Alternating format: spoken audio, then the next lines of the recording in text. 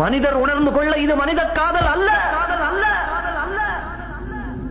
அதையும் தாண்டி புனிதமானது, புனிதமானது, புனிதமானது.